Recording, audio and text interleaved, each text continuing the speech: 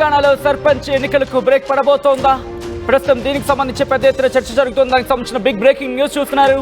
ఎన్నికలు వాయిదా వేయాలంటూ ఈసీని కోరారు సర్పంచుల సంఘానికి సంబంధించిన వాళ్ళు. పెండింగ్ బిల్లులు చెల్లించే వరకు ఎలక్షన్ నిర్వహించొద్దంటూ కూడా వినతి పత్రాన్ని సమర్పించారు.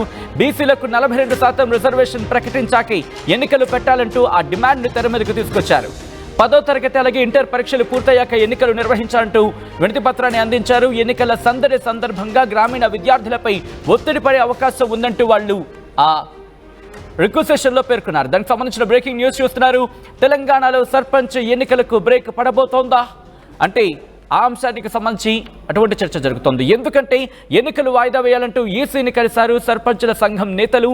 పెండింగ్ బిల్లులు చెల్లించాకే ఎలక్షన్ నిర్వహించాలంటూ ఇక్కడ వాళ్ళు విజ్ఞప్తి చేయడం జరుగుతోంది.